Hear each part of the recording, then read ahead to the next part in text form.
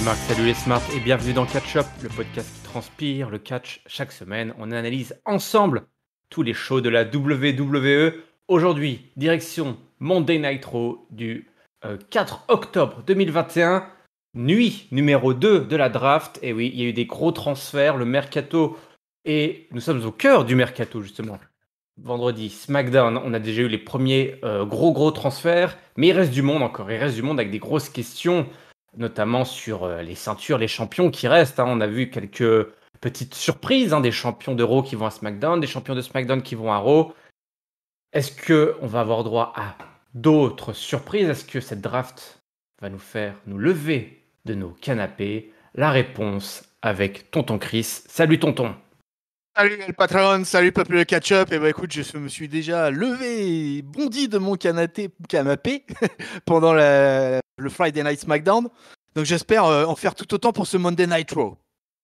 Ouais, je vous invite à écouter le super catch-up qui couvre à la fois le Raw et ce fameux SmackDown de la draft.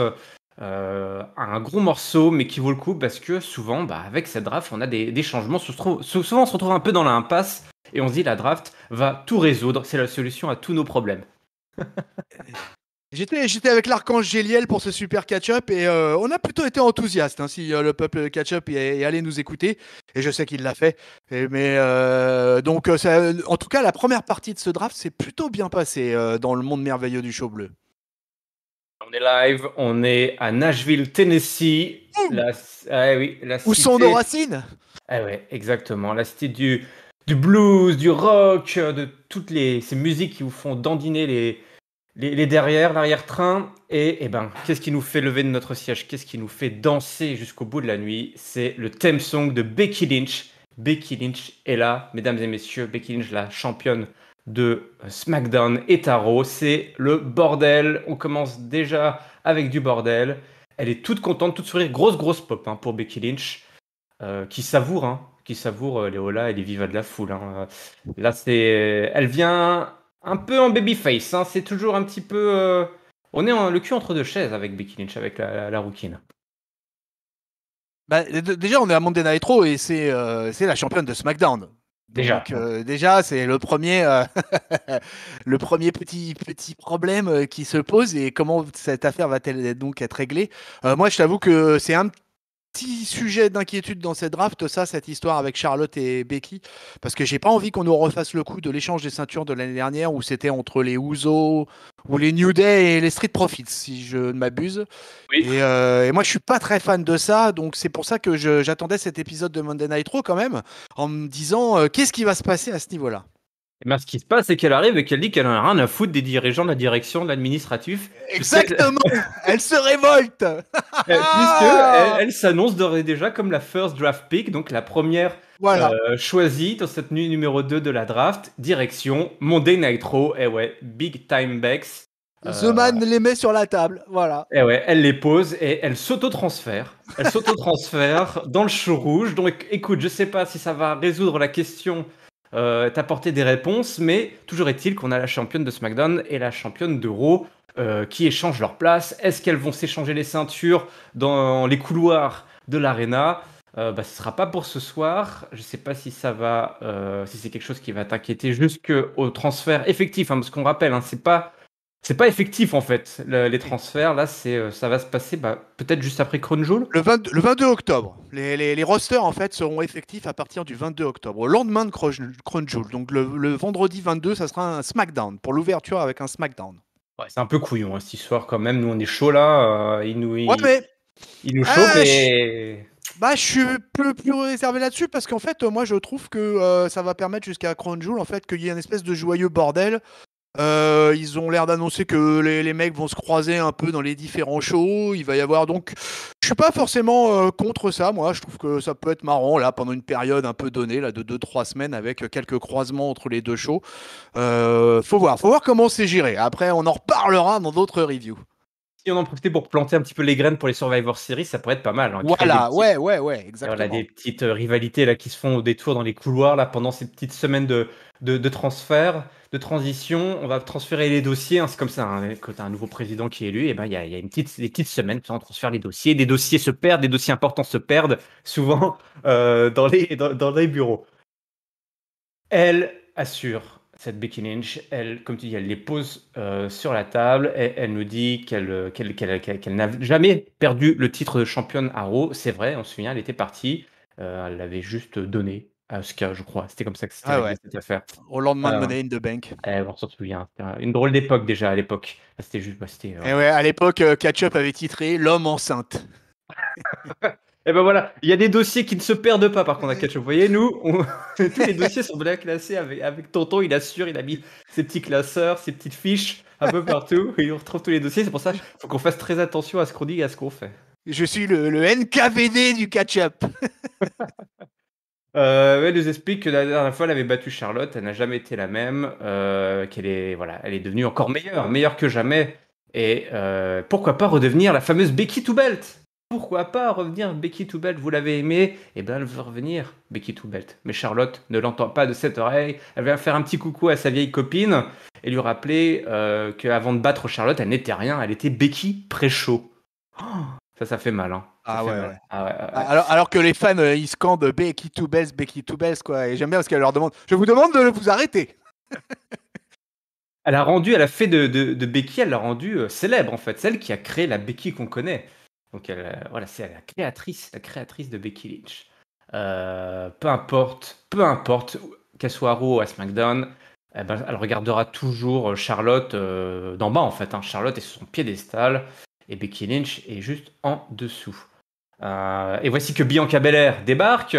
Elle fait elle fait 1 girls. Girl. Girl. À qui tu crois que tu parles? Et à Queen, voilà, tout le monde est encouragé là-dedans. Il y a des vivas un peu pour tout le monde. Charlotte, elle fait genre qu'elle écoute pas, elle coupe un peu moitié. Voilà, elle coupe le micro à tout le monde. Moi, j'aime pas Charlotte ce qu'elle fait en ce moment dans les promos. Je l'ai déjà dit et je le répète. Elle a l'air ailleurs, elle a l'air de n'avoir plus rien à foutre. Je sais que c'est son personnage, mais elle a du mal un peu à sceller les promos. Elle coupe la parole et tout, et des fois, ça fout un peu le bordel. J'ai trouvé qu'au bout d'un moment, cette promo, elle commençait à être un petit peu longue. Bianca dit à Charlotte qu'elle a rien à faire ici. Becky, sois prête parce que moi, je viens. Il y en a marre pour Charlotte. Elle lui dit, bah tiens, viens prendre ton autographe, ma petite Bianca. Et puis rentre à la maison. Voilà, ça manque de respect un peu à tout le monde. Charlotte dit voilà qu'elle est toujours là pour qu'elle fait dans l'opportunité, elle fait pas dans la charité. Et bien qu'elle fait dans ce cas-là, je retire mes boucles d'oreilles. J'ai quelque chose pour toi. Ça commence à se chauffer là, et Adam Pearce débarque et nous annonce tout simplement un sacré main event. Ce soir, Charlotte affrontera Bianca Belair. Boum. Pas mal. Voilà, c'est pas mal. Becky est là aussi, elle regarde avec son petit sourire narquois, elle est contente. Elle est dans un mood je fous le bordel et je regarde ce qui se passe.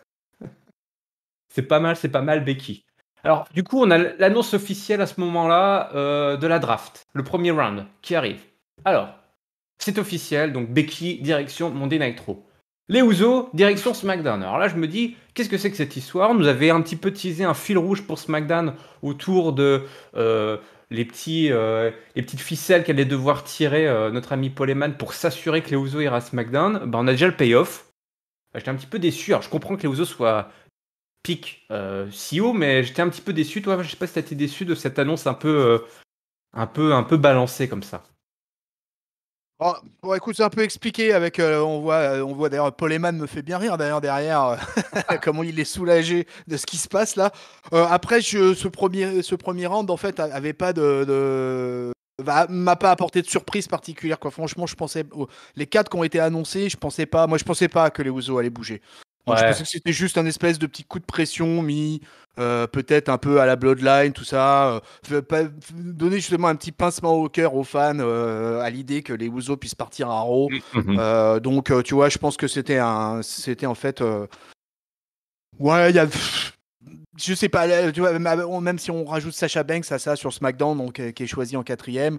Ouais, Bobby Lashley va à Raw, reste à Raw, et Là, on va dire Banks que va à SmackDown, donc il n'y a pas de tremblement de terre.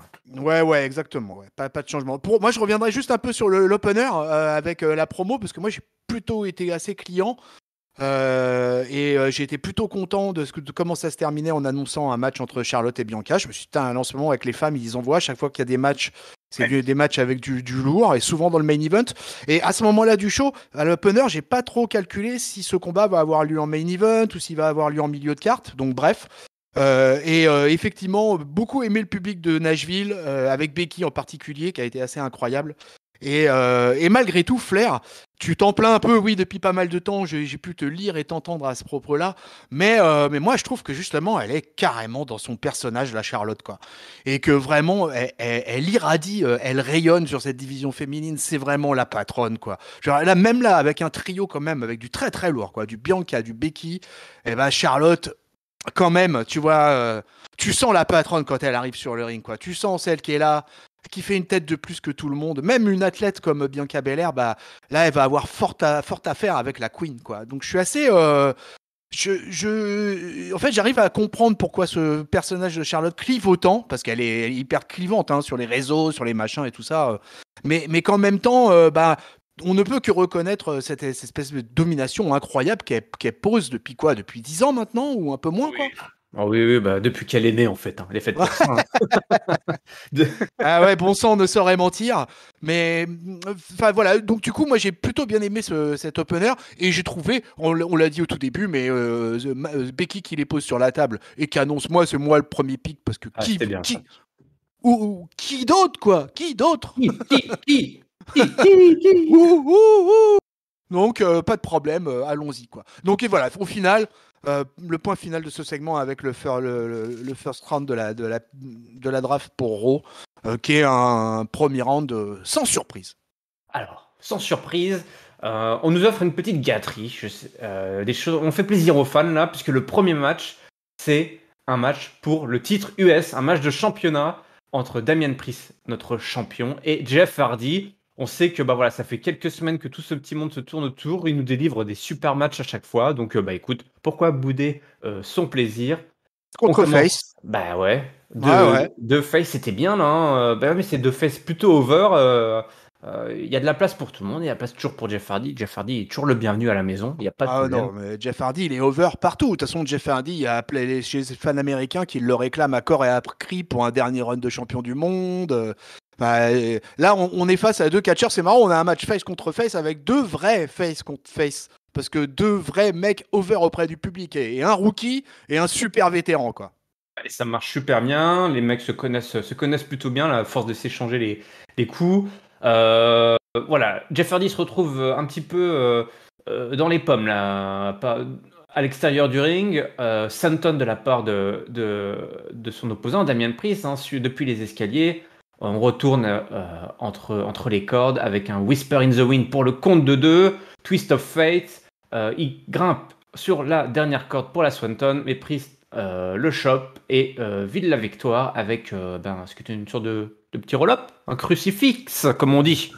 Eh oui, un crucifix. Eh ouais, pour la victoire. Mais c'est pas ça le plus important. Le plus important, c'est que la petite interview post-match avec Jeff, qui nous tease une espèce de nouveau gimmick. Il parle d'un autre ego là. Comment ça s'appelle? Enfin, il a un gimmick comme ça, Jeff Hardy. Je me demande si c'est pas un gimmick d'ailleurs qu'il avait à la TNA. C'est la gimmick de Willow. Ou de Willow. Voilà, Willow. Si vous ne connaissez pas, je vous invite ou pas à aller voir cette espèce de gimmick un peu de clown noir et blanc là qu'il avait créé, d'alter ego, de 15e alter ego de Jeff Hardy. La famille Hardy là, souffre de troubles de multiples personnalités. Et l'interview elle est interrompue par un petit jeune qui avait été transféré à Raw lors de la première draft, Austin Theory. Austin Theory qui arrive limite en courant, le sourire, il a le smile et il veut prendre un selfie avec sa star. Il dit c'est Jeff Hardy qui lui a donné envie de se mettre au catch depuis qu'il est tout petit. Il est sûrement né alors que Jeff Hardy avait déjà commencé sa carrière. Ils prennent la photo et Austin Theory attaque Jeff Hardy, il lui fout une grosse clothesline, un gros coup de genou au visage et il prend son selfie alors que Jeff Hardy est allongé et tout mort. Bon voilà, on nous lance une petite feud à Jeff Hardy qui est là pour pousser les petits jeunes. Exactement, ouais, exactement. Austin Theory, il a 24 ans. Donc là, on peut pas faire mieux. Vraiment, le vétéran qui est là pour rendre un peu over une re-arrivée dans le main roster pour Austin Theory, qui avait fait un passage en 2020.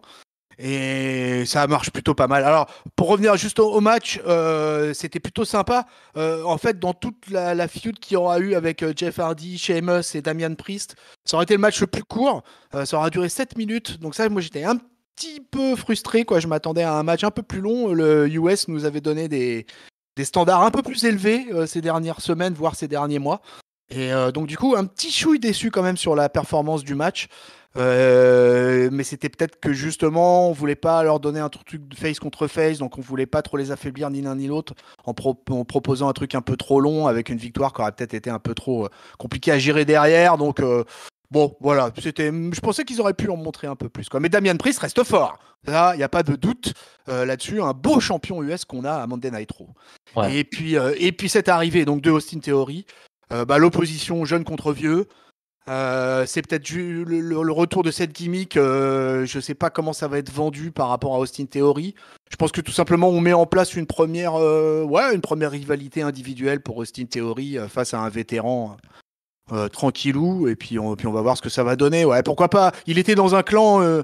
Si vous vous rappelez de lui, les amis, il était dans le clan avec Angel Garza, Zelina Vega, voilà, qui était managé par Zelina Vega.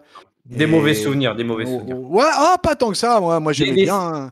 J'aimais bien la team Garza, Andrade, tout ça. C'était plutôt. Oui, sympa. mais on l'aimait bien. C'est justement parce qu'on l'aimait qu'on était un peu frustré qu'ils n'aillent pas plus haut, tu sais, qu'ils en fassent pas plus. Ouais. Qu'ils en fassent pas plus. Donc après, le jeune homme est redescendu par la case NXT. Où là, voilà, un nouveau clan qui lui a certainement fait du bien, qui lui a fait bosser beaucoup les promos et tout ça. Il a pas énormément catché en fait pendant cette période, mais beaucoup bossé. Voilà, dans du comedy wrestling, d'un truc comme ça. Il a beaucoup fait le crétin. Hein. Ah oui, il est très bien crétin. Et là, clairement, il arrive en crétin, mais crétin avec des mauvaises intentions. Voilà, exactement. Ouais. Donc, il va se présenter en heel. Il a quand même un physique intéressant. Il est jeune, donc c'est bien. Il lance des jeunes et il les lance vraiment. Donc, voyons la suite. Ouais. Là, on va peut-être avoir justement une illustration de ce que tu disais tout à l'heure avec ces petites semaines là où Jeff Hardy, SmackDown et Austin Theory, Monday Night Raw vont avoir une petite feud intermédiaire. Et pourquoi pas en profiter pour pousser un petit peu le nouvel arrivant, le petit rookie, avant que Jeff nous propose un autre programme dans le show bleu. Direction, les backstage, RK Bro en interview, ils vont défendre leur titre en Arabie Saoudite. On sait que vous êtes tous impatients de voir ce pay-per-view exotique. Riddle est excité comme une puce. Voilà, la semaine dernière, c'était un petit peu compliqué. Et Orton nous explique qu'il a une proposition. Il lance un défi à Omos. Tout simplement, il veut que le Legend Killer s'affronte au géant. Pour ce soir. On verra comment tout ça va se transformer. On continue avec un match entre Dana Brooke et celle sur qui on mise beaucoup d'espoir à catch-up. Je sais qu'on commence un peu à s'ambiancer pour Shayna Baszler qui va enfin voler de ses propres ailes. Et oui. Shayna Baszler, elle a un petit peu, elle a fait 1, 2, 3 ans, 4 ans, 5 ans. On a l'impression qu'elle a passé 5 ans avec Nia Jax. Dans un match qui va aller très très vite. Très vite. Puisque Dana Brooke va tout simplement se faire rouler dessus par Shayna Baszler. Qui va en plus essayer de lui exploser le bras. Et c'est... Donc elle gagne son match, elle se fait attaquer par Shayna Baszler. Enfin, Shayna Baszler gagne le match, elle attaque Dana Brooke. Et c'est Doudrop qui vient sauver sa nouvelle copine, Dana Brooke. Voilà, petite rivalité chez les filles là, entre Shayna Baszler et Doudrop. Doudrop la gentille et puis Shayna Baszler la badass qui casse des coudes tout simplement. Oui, dans son registre habituel, j'ai envie de dire, même s'il avait pas mal changé du temps de son partenariat avec Nia Jax. Mais moi, je suis content. Je suis content je fais partie des satisfaits, qu'elle ait été draftée, qu'elle soit partie à SmackDown, qu'elle revienne dans un run individuel. qu'elle repasse un peu au personnage qu'elle avait quand même complètement acquis à NXT. Et donc là, moi, ça me fait assez plaisir. Il y a 2-3 drafts là chez les filles qui me font bien plaisir de toute façon. Du côté de SmackDown, l'arrivée de Shayna Baszler, l'arrivée de Xia Li. Et puis on en reparlera, mais voilà, c'est plutôt intéressant. Donc écoute, c'était la pauvre Dana Brooke. Comment elle s'est fait rouler dessus 1 minute 20, ça a duré le truc. Hein. Mais par contre, Dana Brooke, je sais pas si tu l'as noté, mais moi j'ai trouvé qu'elle était hyper fit. Je l'ai trouvé vachement amaigrie. Ouais, ouais. J'étais assez surpris en fait du physique de Dana Brooke quoi. Et je me suis dit ah bah ça se trouve elle a grave bossé en fitness et tout. Et elle va peut-être avoir un peu plus de temps, mais non, elle s'est fait déboîter. Voilà, donc au revoir Dana. Et puis bah, bienvenue à Shayna dans le monde merveilleux du show bleu. Même si là on est en train de reviewer le show rouge, vous n'y comprenez rien, c'est normal, on sait du catch mondial, c'est de la WWE. Est-ce que c'est à ce moment-là qu'on a eu le round numéro 2? C'est à ce moment-là. Alors, le round numéro 2, Monday Night Raw sélectionne le roi des fringues, le roi du style, Seth Rollins. Excellent, excellent. Moi j'ai trouvé ça excellent. Perso, j'ai marché à fond cette semaine. Alors, je sais pas, il n'y avait pas ça, je crois, un SmackDown. Là, il y avait des petites vignettes un peu backstage pour certains. On voyait leur réaction dans les coulisses. Ouais. Donc voilà, on voit un peu comment ils réagissent. Alors des fois, c'est juste une vidéo, on voit pas forcément grand-chose. Mais j'ai trouvé que ça apportait un petit plus. On se dirigeait vers des choses qu'on avait un peu envie de voir. Les mecs qui réagissent, toi, et pas ce côté très froid de ah bah toi tu vas dans le show rouge et toi dans le show bleu et puis merci. SmackDown, alors là, ça a dû te faire plaisir, tonton. Le champion intercontinental n'a pas été oublié, n'a pas été relégué Ouais. sur les drafts sur Twitter. Free agent. Free agent. Nakamura et Rick Boogs, tant qu'à faire, allez hop, un petit package. Direction SmackDown. Bon, on reste à SmackDown, hein, tout simplement. Hein. Pas de grosse surprise. Et bah pareil pour Damian Priest qui lui reste à Monday Night Raw. Et c'est Sheamus qui est envoyé à SmackDown. Et ouais, du lourd. Et là, c'est du lourd. Eh ouais, là c'est du très lourd. Moi je dis là. Le chouchou de Papy. Là. Ouais, bah ouais. Puis il a raison le Papy. Enfin, c'est un des gros main eventers de l'année 2021, un des meilleurs catcheurs de l'année 2021 là. Donc là, c'est pas du n'importe quoi qui passe dans le show bleu. Là, c'est là où j'ai mesuré tout le pouvoir de la Fox. Sheamus, ouais, on en veut bien Sheamus chez nous dans le show bleu. Donc non, belle pioche encore hein, pour SmackDown, hein, je trouve. Hein. Après le fait que Damian Priest, Nakamura reste, et puis bah grosse pioche aussi avec Seth Rollins, un autre main eventer, mais là qui va à Raw, mais c'est sans surprise ça, puisque avec Becky à Raw, on imaginait, ils séparent très rarement les couples, donc je n'imaginais pas autrement que Seth Rollins passait à Monday Night Raw. Donc écoute. Donc un tour de draft avec un peu plus d'intérêt que le premier, mais surtout avec le gros poisson, le gros requin blanc pêché par SmackDown. Ouais, quand on pense que Sheamus, l'année dernière ou il y a 2 ans, ça faisait partie de ces mecs sélectionnés en toute fin de draft ou alors, juste comme tu dis, en free agent, comme quoi en une année, voilà, ça monte, ça descend très rapidement. On a une petite séquence backstage toujours où Paul Heyman est un petit peu mis dans la mouise par l'intervieweur qui lui dit ah c'est pour ça que tu comment dire, il lui dit parce qu'en fait il explique Paul Heyman qu'il est le gardien du pénitencier des Usos. Tout le monde est un petit peu excité et l'intervieweur il met les pieds dans le plat en disant bah c'est aussi comme ça avec votre jeu politique vous avez réussi à conserver le statut de free agent pour Brock Lesnar. Et Paul Heyman il fait une tête et les Usos le regardent et de dire ah, sujet sensible. De toute façon, il est dans la merde, Paul Heyman, et je pense que ça va durer encore un long moment. Parce lui que aussi, il va maigrir. Lui, il va maigrir. Comment il transpire hein. Ouais, parce que je pense qu'il va y avoir quelque chose. Il va se passer quelque chose pour moi dans le match de Crown Jewel par rapport à Paul Heyman. Il va être largement impliqué dans ce match. Et c'est bientôt, hein, ça approche. Hein, c'est dans 15 jours, 16 jours, Crown Jewel. Mais là, Paul Heyman, avec ce face-à-face quand même gargantuesque qu'on va avoir entre Brock Lesnar et Roman Reigns, là. Dans une configuration quand même assez dingue, hein, puisqu'on a le top heel et top guy de la fédération face à une bête qui est devenue gentille, qui est devenue top babyface. Habillé en bûcheron. Ah oui, ouais, ça c'est génial, j'adore ce nouveau look, c'est super, le mec, il a même plus besoin de se changer quand il arrive, quand il rentre à la maison, quand il repart pour aller au taf, là il est dans son habit de sa tenue de tous les jours, sa tenue de ville. Alors que c'est assez étrange parce que d'un autre côté, c'est quand même le seul catcheur qui avait l'autorisation par Vince de porter de la publicité sur ses vêtements. Ah oui. Et son fameux sponsor JJ là et Jimmy Jones là et qu'il quittait jamais sur ses shorts, ses survêtements et tout ça. Et là, il fait une petite entorse à sa politique, notre ami Brocky.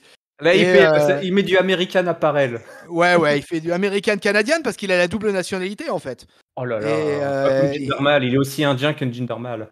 Ouais. donc non, intéressant à suivre ce qui va se passer avec Paul Heyman là sur la suite de toute cette histoire. Mansour, Mustafa Ali affronté ce soir le duo diabolique des cousins Angel Garza et Humberto Carrillo, ou plutôt Humberto Garza et Humberto Garza, puisqu'ils s'appellent tous les deux Humberto Garza. On l'a signalé, Vous l'avez signalé? Okay. Ouais, on l'avait signalé. Ah, ça veut dire que tu nous écoutes pas beaucoup, hein. Mais j'ai pas encore écouté, attends, il y a 2 heures. On te nomme même, hein, d'ailleurs, oh mon cher ami. Pourtant, je vous écoute, parce que je sais que des fois, vous me mettez des petits taquets. D'ailleurs, j'en ai noté 2-3. Faudra régler les comptes à la fin de l'année.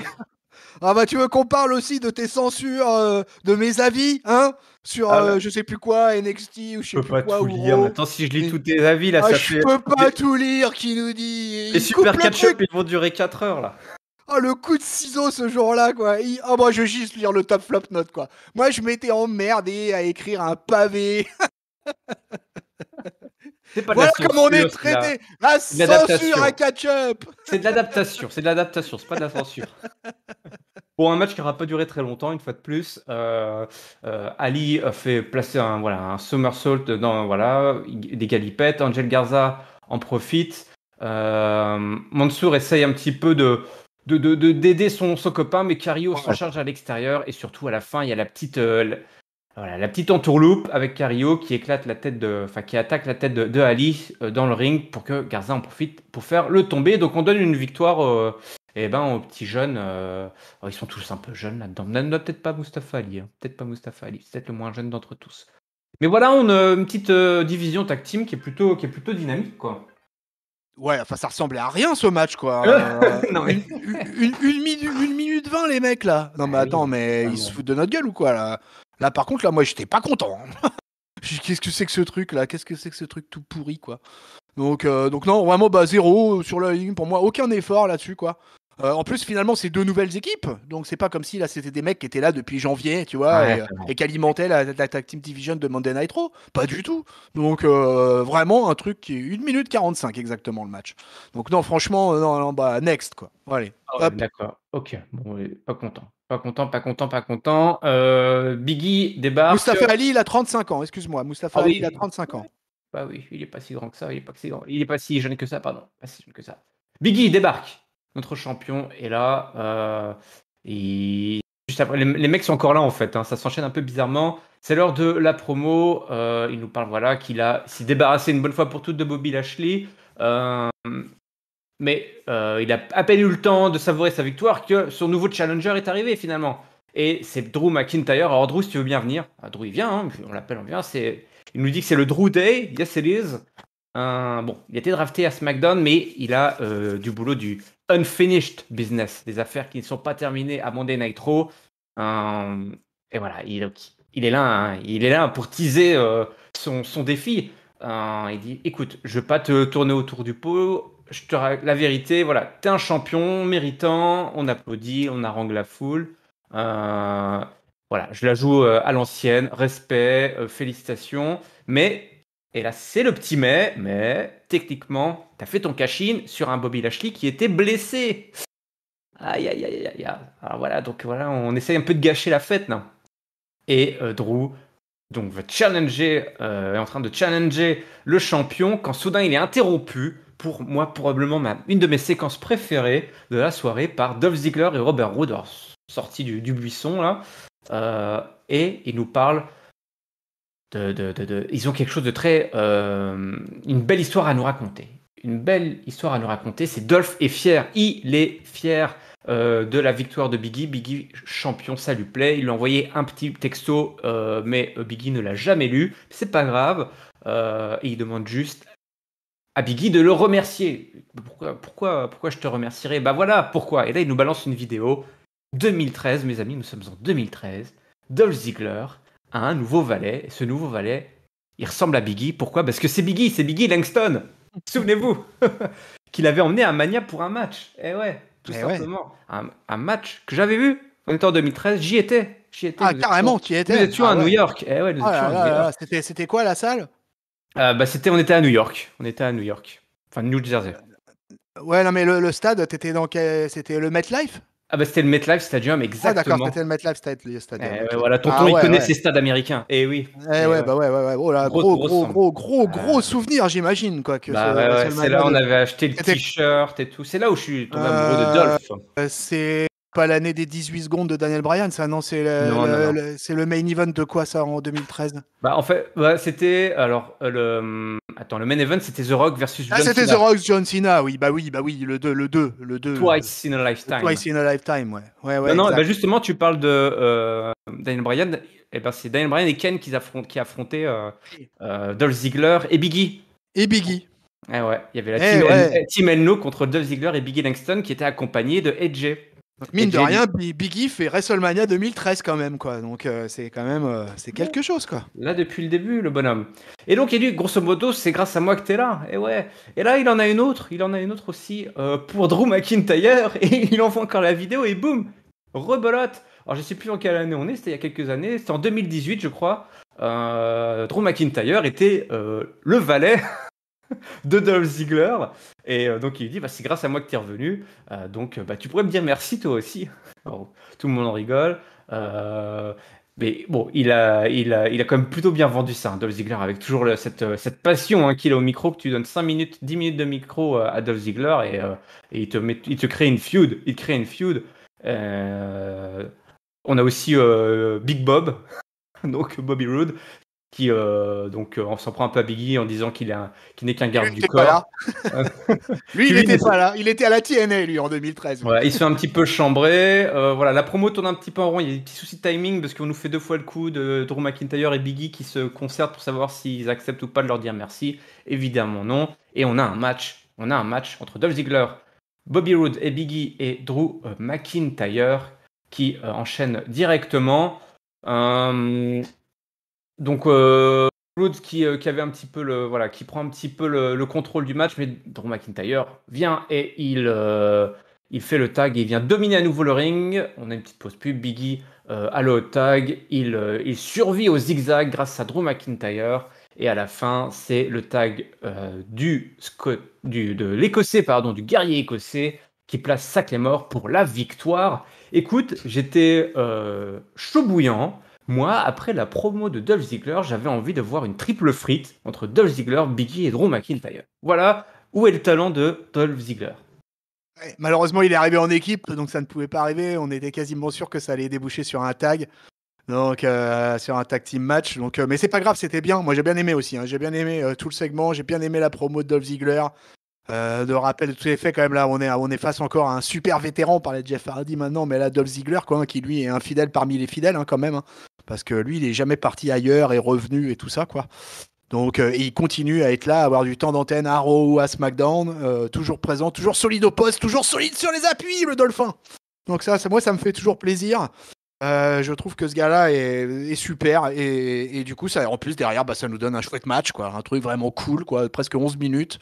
Avec tout s'emboîte bien, avec la victoire des Faces, et c'est formidable. Et je trouve que tout ce segment se déguste tranquille, facile. Un match est booké entre Drew McIntyre et Biggie, ou en tout cas il y a une offre qui est mise sur la table. Je suis pas sûr que ce soit encore validé ce match.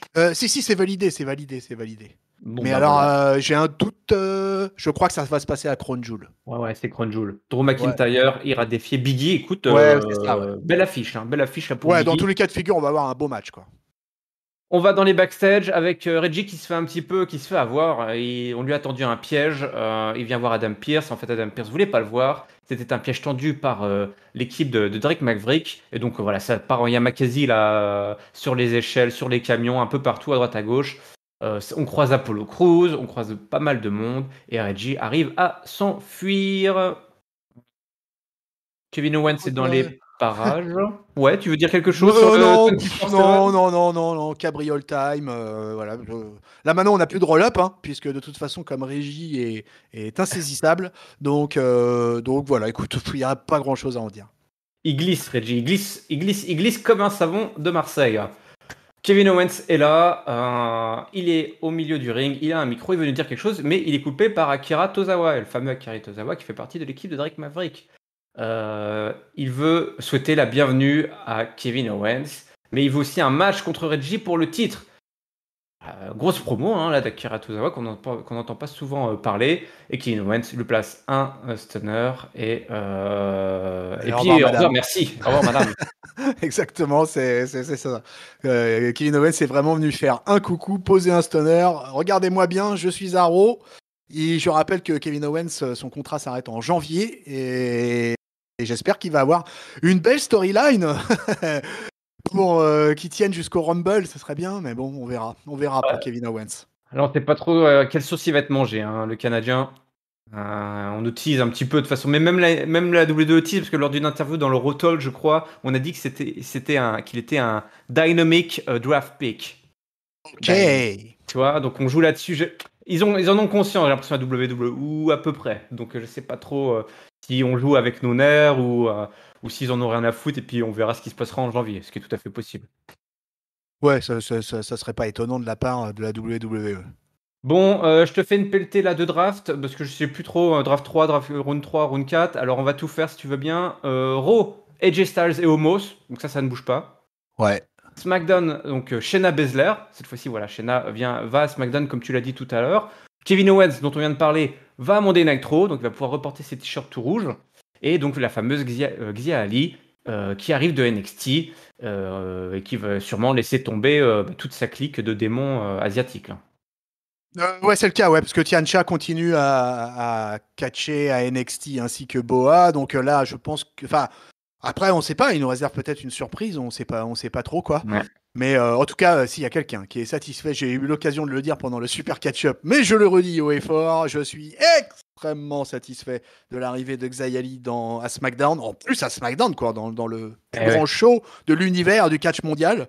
Et j'espère qu'ils vont faire un truc de chouette avec elle, que sa gimmick va être forte, qu'elle va être aussi puissante que ce qu'elle a montré en particulier sur ces derniers mois sur le ring, quoi. Parce elle a pété quelques mâchoires, entre autres grâce à un super kick assez dévastateur. Et elle est hyper athlétique, je la trouve belle. Enfin bref, je suis in love avec Xayali. Donc j'espère beaucoup de choses pour la chinoise, quoi. Et puis, pour être bassement économique pour la WWE, je pense que le marché chinois, avoir une catcheuse ou un catcheur en prime time à Pékin, en termes d'audience, ça peut être sympa. Oh oui, la WWE est internationale, mesdames et messieurs. Round numéro 4, les Street Profits vont à Raw. Et ouais, direction le show rouge pour les Street Profits. Et les Viking Raiders, eux, vont à SmackDown. Donc on échange les équipes. Même si honnêtement, j'aurais pas su te dire au premier coup qui était où. Finn Balor, un autre gros poisson. Les Viking Raiders, ils vont à Raw. Non, à SmackDown. Je me suis trompé. SmackDown. Ah ouais. Donc non, c'est les Street Profits passent à Raw et les Viking Raiders vont à SmackDown, ouais. Oui, monsieur, ça va dans ce sens-là. Voilà, on échange de bons procédés. Le démon, lui, il va à Raw. Le démon. Finn Balor, qu'on n'a pas revu depuis l'incident. Terrible. Et puis, bah, alors là je sais pas si c'est le style de la soirée, mais Ricochet est choisi par le show bleu. Donc Ricochet qui est promu dans le show le plus important. Et Ricochet va à la Fox. Alors là, j'imagine que les dirigeants de la Fox devaient se frotter les mains avec cette dernière sélection du 4e round. Et ouais, ils se sont dit, voilà notre futur champion intercontinental. Ça, c'est bon, ça. Ah, moi, je suis content. Ricky Labelli va à SmackDown. Voilà encore un truc qui me ravit. Beaucoup de pics à SmackDown comme ça qui m'ont bien fait plaisir, quand même, je constate. Et voilà, et Ricky, moi, je le veux direct dans la title picture de l'Intercontinental qui botte le cul à Nakamura à la feignasse, hein, comme diraient certains autres chroniqueurs. Et je passerai des noms. Et voilà, je veux voir Ricky dans l'Intercontinental, là. Et puis voilà, et puis je veux le voir champion. Et puis c'est tout. Un match de championnat ce soir, un autre de plus, puisque Nikki Ash et ASH et Rhea Ripley défendent leur titre contre Natalya et Tamina dans un petit match sans grand intérêt, je dois dire, avec écoute, la victoire tout simplement des championnes qui ont tenté de faire une espèce de de tomber finale à 2, je trouvais un petit peu long, c'était un petit peu dommage. Le reptile, il avait pas besoin forcément de balancer Nikki là, qui a failli glisser sur les épaules de Rhea Ripley. Bon, écoute, il se passe toujours pas grand chose dans cette division tag team des filles. Je suis pas sûr que c'est ça qui va nous exciter pendant cette belle saison automnale. Ouais, non, ça c'était anecdotique. Voilà, un match qui a duré 4 minutes, juste pour confirmer Nikki H et Rhea Ripley. Écoute, on verra. J'attends de voir un peu quel genre de challenges ils vont envoyer à ces deux-là. Et pour réussir à nous intéresser un peu plus au titre par équipe féminin, parce que c'est ce qui manque quand même, hein, c'est de l'adversité quoi, dans cette division. Quoi, là. Ouais. Donc, et on a un peu créé justement de brick et de broc une paire Rhea et Nikki, justement peut-être pour relever un peu le niveau là-dedans, mais non, il va falloir ramener des filles un peu plus dangereuses. Round numéro 5. Raw sélectionne Karrion Kross, ou plutôt conserve Karrion Kross. SmackDown sélectionne Humberto Carrillo et Angel Garza. Donc voilà, on alimente SmackDown avec de la tag team. Mais oui. Avec les cousins, les Incous. Alexa Bliss reste à Raw. Et Cesaro n'est pas oublié, en tout cas pour la draft, parce que le reste du temps, il est oublié, le pauvre Cesaro. Cesaro, au moins, il est sélectionné. Il reste à SmackDown. On va pas aller... je sais pas. Quel programme pour Cesaro, je ne sais pas. Je ne sais pas non plus, mais il n'est pas tant oublié que ça, parce qu'il a quand même fait une belle année là, jusqu'à présent. Là, ces derniers temps, il est un peu mis en retrait, effectivement, là, depuis la rentrée. Mais depuis le début de l'année 2021, il avait eu quand même des belles opportunités avec un beau match à WrestleMania, un shot face à la tête de la table. Donc, ouais, jusqu'à présent, Cesaro, ça va, son traitement, il n'est pas dramatique non plus, quoi. Évidemment, on voudrait tous le voir beaucoup plus haut, mais ça fait 10 ans qu'on le dit. Donc, de toute manière, et on s'y fait. Après, le reste, écoute, Alexa Bliss, Karrion Kross, tout ça qui reste, ouais, pareil, un tour de draft sans grosse surprise. Effectivement, juste les Mexicains qui vont aller alimenter la Tag Team Division de SmackDown, qui est déjà assez riche. Donc, une de plus. Bon, comme on équilibre du côté latino, puisque les Los Misterios vont à Raw. Et donc, écoute, c'est pas mal. On va voir un peu ce que ça va donner. Goldberg est là ce soir. Ouais. Et il est pas content. Il dit à Bobby, allez, viens, que je puisse te péter le cou. Puisque ce que tu as fait à mon fils, c'était intentionnel. Tu l'as fait exprès. Et contrairement à ce que tu dis. Alors, viens par ici, moi, je vais te briser le cou et je vais le faire exprès. Bobby Lashley arrive, il dit, mais écoute, c'est un malentendu. Je vais pas venir là ce soir et abîmer mes fringues juste parce que je vais te botter le cul. C'est bon, là, on n'est plus en 98. Alors, je sais que tu es en colère, mais essaye de me comprendre. Voilà, c'est ton fils qui s'est jeté dans la gueule du loup. Fais pas le con. Tu devrais plutôt t'excuser là et puis faire une petite surveiller tes gamins, quoi. Et tu sais quoi, je vais te donner le match que tu me demandes depuis le début et ce sera un no holds barred pour Crown Jewel, donc tout le monde va pouvoir se mettre sur la tronche sans disqualification. Et là, Goldberg dit, attends, mais là ce que tu viens de faire, c'est l'erreur de ta vie, là, un match en DQ, ça me donne une bonne raison, une license to kill, donc je vais pouvoir te tuer en direct devant le prince d'Arabie. Tu crois que je suis fou? Mais oui, je suis fou. Tu veux une excuse? Bah, rien du tout. Je vais te botter le cul. Et là, t'es le suivant. Et là, Lashley dit, écoute, tu sais qu'il peut se passer n'importe quoi. Si ton fils intervient cette fois-ci, je vais le botter le cul. Ça ne fera pas long feu. Ça sera fait exprès. Tu sais quoi? Qu'est-ce qui se passerait si t'arrivait la même chose? Si quelqu'un te sautait dessus sans que tu sois, par surprise. Et là, boum, Shelton et Cédric Alexander, Shelton Benjamin et Cédric Alexander attaquent Goldberg. Alors Goldberg, il essaye de la coup de genou et inspire. On n'en parle plus. Débarrassé des laquais de Bobby Lashley. Et écoute, il y avait pas mal d'intensité quand même dans cette petite promo. Et puis, on nous book une stipulation, tout simplement. C'est ça qui est important, une stipu. Ça va parce que c'était assez rapide en fait. Ça Ouais. a pas été, ils n'ont pas fait dans la longueur là sur ce. Et du coup, c'était plutôt mieux. Alors, on constatera quand même que Goldberg menace de meurtre en direct à la télévision américaine, un mec. Quand même, je tiens à le signaler, quoi. Donc, et que la WWE délivre donc des permis de tuer. C'est intéressant comme concept. Donc, ouais, écoute, est-ce qu'on va avoir un gros match? J'ai envie de te dire non, parce que les deux Golgoth pareils, jamais on va nous proposer un match de 20 ou 25 minutes entre Goldberg et Lashley. Donc, je pense que c'est un match qui va se jouer entre 7 et 10 minutes à Crown Jewel. Et je sais pas, moi, j'y arrive vraiment plus avec Goldberg, quoi. C'est ça le problème, quoi. C'est que, pourtant, je peux pas lui reprocher de pas être en shape ou d'être comme peuvent l'être d'autres vétérans et tout ça. Mais je sais pas, il y a un truc en lui, avec lui, tout kayfabe a claqué et ce qu'on a vu sur ces dernières années là, il est revenu depuis 2016 et en particulier depuis 2018, il a tellement baissé dans le ring et il est tellement presque dangereux pour les autres que peut-être qu'effectivement on peut s'inquiéter qu'il tue par mégarde Bobby Lashley sur un jackhammer foireux à Crown Jewel. Par inadvertance. Oh, excusez-moi, oups. Pardon. Bon, Seth Rollins c'est dans les backstage, il s'ambiance là pour son transfert. Et juste après, on a un match entre le New Day et le Hurt Business qui vient de se prendre. Ouais, il est fou, il est génial. Je vous invite à aller voir sa petite promo, il est complètement éclaté. Il en fait peut plus. Sa petite danse là et tout, quoi, avec son espèce de manteau de fourrure, et son rire là. Moi j'adore. En ce moment là, je kiffe ça. Ouais. C'est la grosse soirée, c'est la fête toujours. Tous les jours, c'est la fête avec Seth Rollins. À n'en point douter. Alors, ce match entre le New Day et le Hurt Business, eh ben, il s'enchaîne directement juste après cette séquence avec Seth Rollins. Voilà,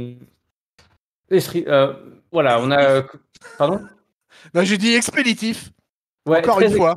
Très expéditif, puisque le Hurt Business donc, prend un petit peu le contrôle du match sur Kofi Kingston. Xavier Woods fait le tag, mais il place rapidement une descente du coude pour la victoire. Voilà, je sais pas si ça a duré combien de temps, ça, 3 minutes, ce match. Et puis les Street Profits viennent, et puis c'est la grosse fête. On nous promeut, il y a la promotion d'un film qui s'appelle The Undertaker sur Netflix. Alors ça, j'irai voir, je sais pas ce que c'est. Escape the Undertaker. Oh là là, c'est un film de. Voilà, Halloween arrive, donc il y aura sûrement. On pourra en faire une review, tiens, pourquoi pas. Ah bah oui, la maison de l'horreur là, avec Undertaker qui pourchasse. Est-ce qu'on va vraiment voir l'Undertaker? C'est la grosse question, c'est tout l'intérêt de ce film.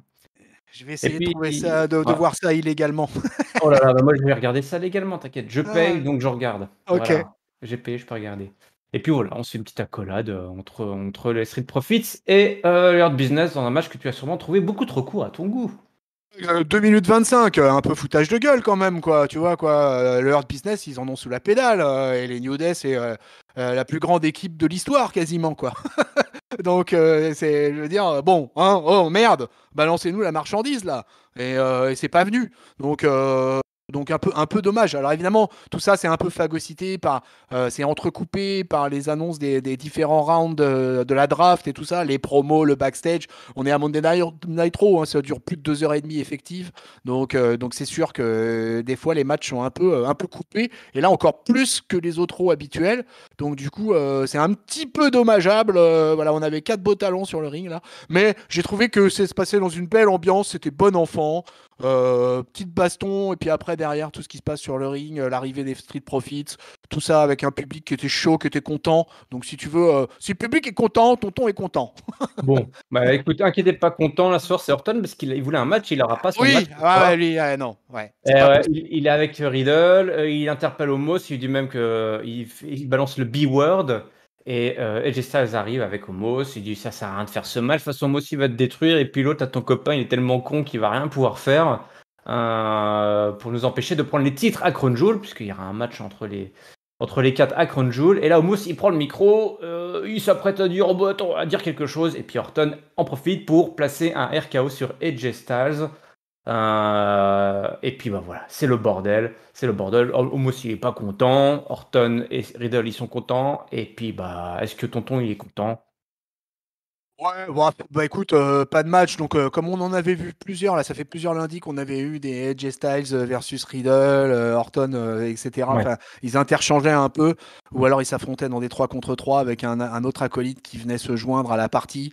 Donc écoute, ouais, c'était pas mal. Moi, je suis plutôt hypé par le match en lui-même entre Orton et entre les deux équipes là à Crown Jewel. Donc c'est sympa qu'on on va y arriver. Mais mine de rien, Crown Jewel c'est que le 21 octobre. On est que le 6 ou le 5.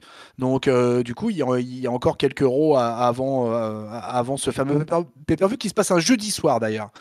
Et donc écoute, ouais, c'est sympa, c'est sympa. On notera juste que pour l'info, c'est que AJ Styles a envoyé un coucou, a souhaité la bienvenue à Finn Balor à Monday Night Raw. Eh oui, bah oui, Il lui a envoyé ouais, il lui envoie un tweet en lui disant que il y a beaucoup de gens qui l'aimaient pas à Monday Night Raw, mais que Finn Balor en faisait pas partie. Donc qu'il était le bienvenu. Oh, bah voilà, on utilise déjà des rivalités ou des amitiés qui vont se Ouais, créer exactement. avec cette draft. Bon, en parlant de draft, dernier round, le round 6, le round final, Raw va chercher Carmella. Ouh. Ouais. Et on a d'autres arrivées de NXT, puisqu'à SmackDown, ils sont allés chercher un drôle de poisson, Ridge Holland, donc le copain Done. de Pete Dunne, exactement. Le gros costaud, c'est un ancien rugbyman, non, c'est ça? Ouais, un ancien joueur de rugby à 13, ouais. Ah, bah toi, tu dois le connaître, du coup, je suis sûr que Du rugby league. Ouais, Eh ouais, ouais. ouais. Donc Non. un sacré pic, là, hein. Ouais, vraiment surprenant. Je t'avoue que là, vraiment, s'il y avait un gars que j'aurais pas comme ça été pêché dans les venues, surtout à SmackDown en plus, c'est Ridge Holland. Donc, effectivement, ma foi, un fort beau gabarit, bien master. On va voir ce qu'il va donner en individuel parce que finalement, à NXT, on ne l'aura que peu vu et surtout beaucoup en enforceur de Pete Dunne. Donc à suivre comment il va être intégré. Je pense qu'on va pas le voir dans un premier temps parce qu'il était déjà dans l'épisode de NXT de cette semaine. Donc je pense pas qu'on va le voir tout de suite. Mais après peut-être dans l'optique du Survivor Series où il y a des équipes qui se mettent en place, des choses comme ça, etc. Peut-être qu'il va s'intégrer tout doucement. En tout cas, c'est une affaire à suivre. C'est un beau bébé, un British, mais un British solide. Ouais. Un autre beau bébé, c'est le champion olympique de lutte, Ouais, alors là, ouais.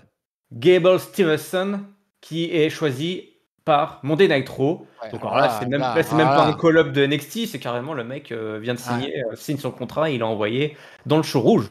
Ouais, et puis alors là, énorme poisson, hyper mainstream aux États-Unis, parce que là, nous, on regarde ça de nos petits yeux d'Européens, de petits Français, mais alors attention, Gable Stevenson, c'est un gros nom dans le sport américain, All-American, champion NCAA, champion olympique de lutte, donc en superweight, en heavyweight, et Ouais, c'était donc, moins de 125 kilos. ouais, voilà, ouais. Donc, gros gabarit, grosse force de la nature, et en plus, étonnamment agile, voilà, qui fait des saupères, qui termine ses matchs, quand il termine ses matchs, qui faisait des saupères arrière pour faire des backflips pour souhaiter ça.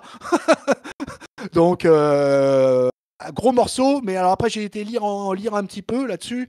Il semblerait pas qu'il va commencer tout de suite. Alors lui, par contre, pour le coup, il va certainement y avoir un certain délai avant qu'il commence véritablement à Raw, quoi. Il est encore en préparation au Performance Center. Mais il l'a toujours clamé haut et fort, hein. C'était le rêve de sa vie. C'était de bosser un jour à la WWE après la fin de sa carrière de lutteur olympique. Et bah voilà, il est en plein dedans. Et là, donc, gros nom qui ne va pas à SmackDown, mais qui va bien à Monday Night Raw. Becky Lynch sera au commentaire ce soir pour le main event, donc qui oppose Bianca Belair à Charlotte Flair. Donc gros main event là pour les filles, hein, qui ouvrent et qui ferment tous les shows. C'est la fête pour les catcheuses. Donc gros échange, hein, entre la reine et la EST. Voilà, ça trash talk, hein, évidemment, de la part de Charlotte. Et puis Bianca Belair lui renvoie l'appareil. On fait des backflips sur Charlotte. Ensuite, la championne de Raw balance Bianca Belair et on se retrouve dans la zone de la cloche. Bianca Belair qui place une verticale souplesse là pour un nearfall. Comeback de la championne pour un gros slam là pour le compte de 2. Belair elle se fait couper, hein, par un spear de Charlotte qui place ensuite le moonsault de son chéri. Kiss of Death de Bianca Belair, mais Becky Lynch intervient, cause la disqualification, la fin du match. et balance Bianca Belair dans les escaliers de fer avant que Sasha Banks débarque du public pour attaquer tout le monde. Enfin, en tout cas, Bianca Belair et Becky Lynch. Et vas-y, les coups de genoux à droite, les coups de genoux à gauche. Et c'est Sasha Banks qui sera l'image finale de cette deuxième nuit de draft à Monday Night Raw, mon bon tonton. Oui, bah écoute, bon main event. Alors là, pour le coup, un match de 13 minutes 30, avec les entrées, avec les interactions, etc. Moi, alors là, pour le coup, j'étais complètement comme il faut. Ça m'a bien mis. Je trouvais que c'était une chouette opposition là. Et, on pouvait pas échapper à ce qui se passe. Une DQ avec Becky qui était là, etc. Évidemment. On était en weekly. Il y a un non-title match. Enfin bref, toutes les conditions étaient réunies pour que ça parte en couille. Et c'est parti en couille. Et dans ces cas-là, c'est très bien. Avec cette arrivée de Sasha Banks de la foule là, pour venir attaquer les deux autres nanas. Donc écoute, j'ai trouvé que c'était un main event réussi. C'est bien, c'est top. Ça, on finit par les femmes et tout ça. Et dans un Monday Night Raw plutôt dense finalement. Et puis avec toute cette draft. Donc du coup, c'était plutôt pas mal de terminer comme ça. Honneur aux dames. Et c'est bien, c'est très bien comme ça. Ouais, je trouve effectivement voilà, qu'on avait une très belle affiche là pour clôturer cette double nuit, la double soirée de la draft.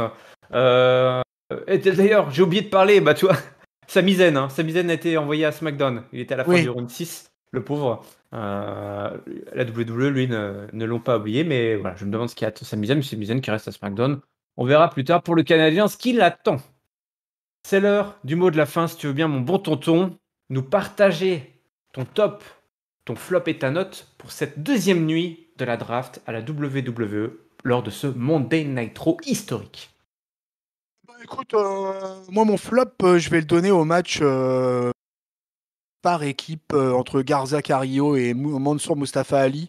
Pas tant finalement pour les 4 catcheurs, mais plutôt pour la minute 40 qu'on leur a donné. Enfin, j'ai trouvé que c'était un peu pitoyable, quoi.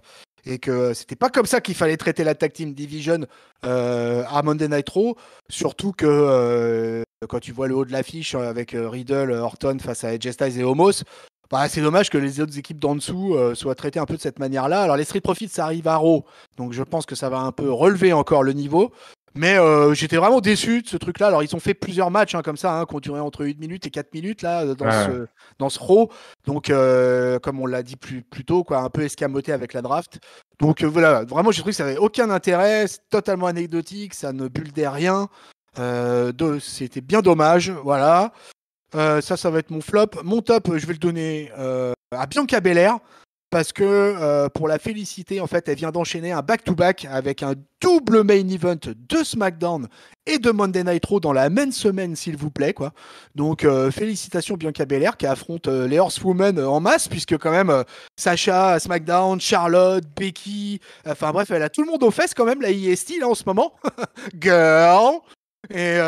Et du coup, je trouve que c'est très fort ce qu'elle fait en ce moment, Bianca Belair. Elle est toute jeune aussi. Donc d'ailleurs, Gable Stevenson, il a que 21 ans. Donc c'est quand même un gros pari sur l'avenir d'ailleurs pour la WWE. Je glisse ça au passage. Donc vraiment, Bianca Belair, elle m'a épaté. Je trouve qu'elle mérite. Mais il y avait plusieurs trucs sympas. Le petit match entre Hardy et Priest. Le tag team match. Enfin, il y avait 2-3 trucs vraiment sympas dans ce Raw. Donc Bianca mon top, et puis ma note ça va être un peu plus faible que la semaine dernière. La semaine dernière j'avais bien. Là je vais mettre je vais lui mettre un 3. Je vais lui mettre un 3 à ce Monday Night Raw. Allez, c'est parti. La vie de papy. Comme quoi je ne suis pas. Ouais. La vie de papy. Pas grand chose à dire. Je trouve que le choix était parasité par les nombreux tours de draft. Son top va au titre US, plus le segment post-match avec les redébuts d'Austin Theory. Le champion gagne, le challenger est booké fort, le nouveau fait un impact, tout le monde est gagnant. C'est vrai.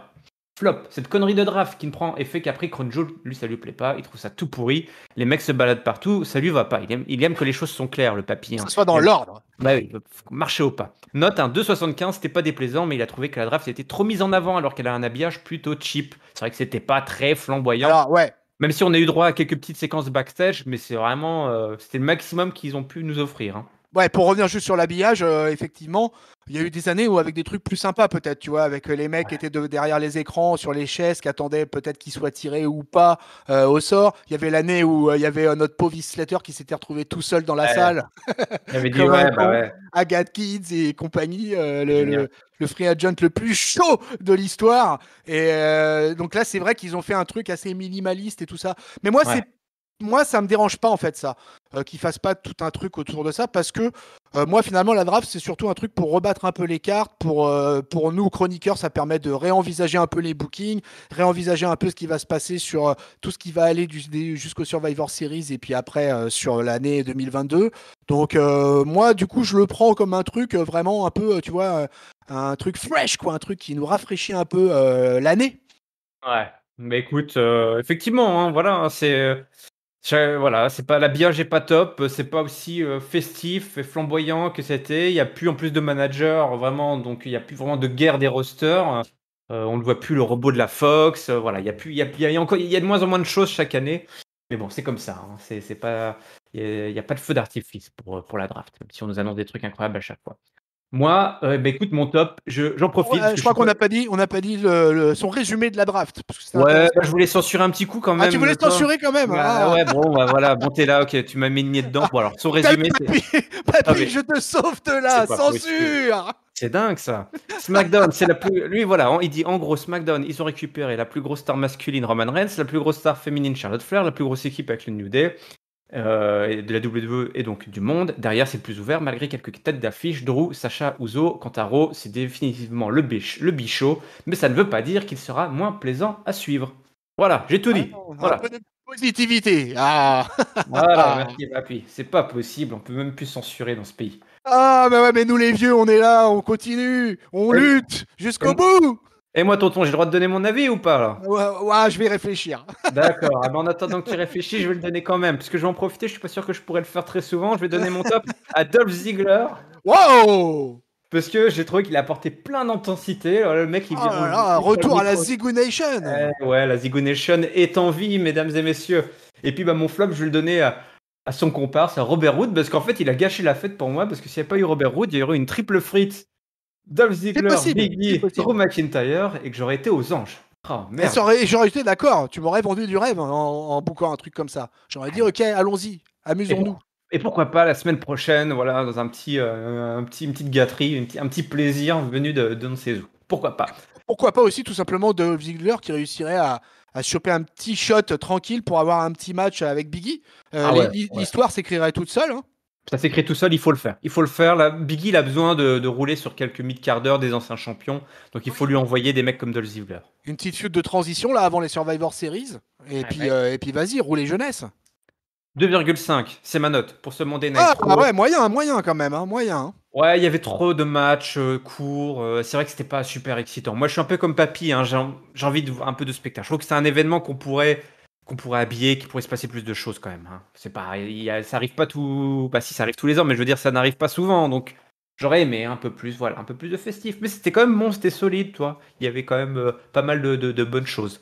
Mais voilà, moi, c'est que j'attends un petit peu. Voilà, je suis un peu déçu par rapport au fait que on n'en fasse pas un peu plus. C'est un peu trop formel. Si tu vois ce que je veux dire. Ouais. Bon, Je comprends. allez, on vous rappelle, Catch Up, votre podcast qui résume et analyse tous les shows de la WWE. Pour nous écouter, c'est très simple, il suffit de s'abonner sur toutes les plateformes de podcast, Apple Podcast, Google Podcast, Deezer, Spotify, PodCloud, mais également YouTube, la vidéo. Vous pouvez poster votre commentaire, dites-nous ce que vous avez pensé de cette draft numéro 2, votre top, votre flop et votre note. On se fera un plaisir de vous lire. Les réseaux sociaux, c'est Twitter, Facebook, Instagram, Catch Up CDC, le lien Discord pour nous rejoindre est dans la description. Merci à toi, tonton, pour cette deuxième nuit complètement folle de la draft. Merci à toi, El Patron. C'était un plaisir. Eh ben, écoute, on a été au bout de cette draft 2021. Et puis, bah, écoute, c'est parti pour la suite. C'est parti pour la suite. On vous donne rendez-vous très bientôt. Et évidemment, d'ici là, on vous souhaite à toutes et à tous une bonne semaine pleine de catch. Salut, salut. Salut, patron. Salut, peuple de catcheurs.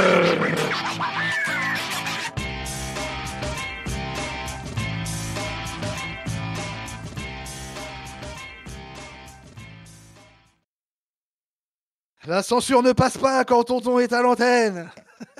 Mais coupez-lui son micro à celui-là. El pueblo, unido, ya más será vencido.